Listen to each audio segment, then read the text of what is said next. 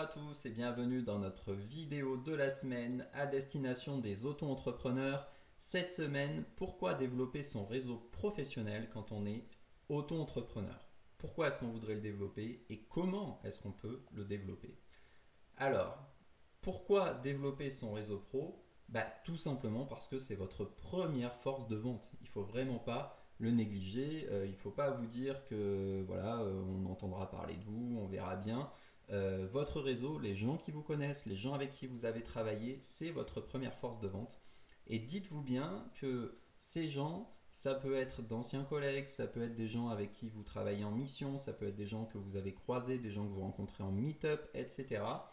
Peu importe, tout contact professionnel peut faire partie de votre réseau. Il suffit de le travailler un petit peu, de lui expliquer ce que vous faites et le type de prestations que vous vendez. Donc l'objectif, c'est vraiment de pouvoir promouvoir votre activité et éventuellement celle de la personne à qui vous parlez pour avoir un échange mutuel. Ça va vous permettre de trouver des nouveaux contacts. Ça va vous permettre d'être recommandé, donc quelqu'un qui a entendu parler de vous, parce que quelqu'un a entendu parler, qui a entendu parler, qui a entendu parler, qui a entendu parler de vous, même si c'est au bout de 5 ou 6 rebonds, c'est extrêmement intéressant puisque du coup, les recommandations en direct, le bouche à oreille, c'est encore ce qui marche le mieux. C'est la meilleure preuve sociale qu'on puisse avoir.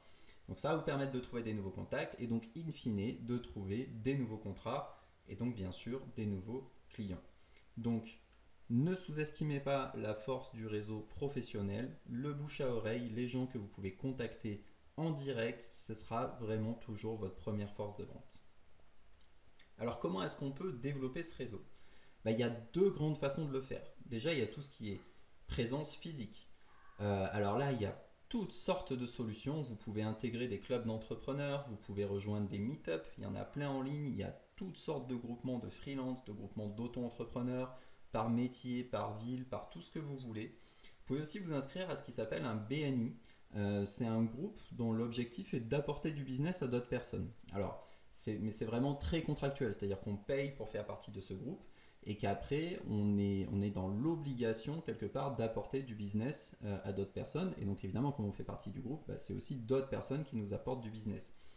Donc c'est des choses qui peuvent très bien marcher suivant le business que vous faites. Il faut juste vérifier qu'en termes d'investissement c'est intéressant pour vous.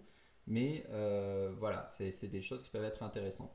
Après, de façon plus classique, tout ce qui est meet-up, etc., groupe d'entrepreneurs, en général, c'est gratuit et ça permet de rencontrer plein de gens qui ont des profils un peu identiques aux vôtres et qui pourront vous donner plein de conseils et pourront aussi vous aider à trouver des clients.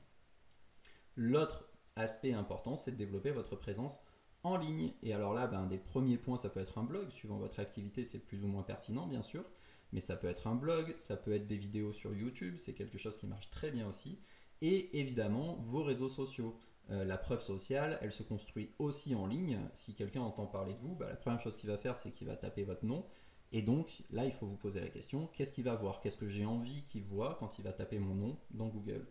Donc concrètement, voilà, ça peut être un blog, ça peut être des vidéos, ça peut être vos réseaux sociaux, ça peut être tout ça à la fois, mais en tout cas, il faut y réfléchir parce que ça fait vraiment partie de votre présence et ça va vous permettre potentiellement de développer votre réseau.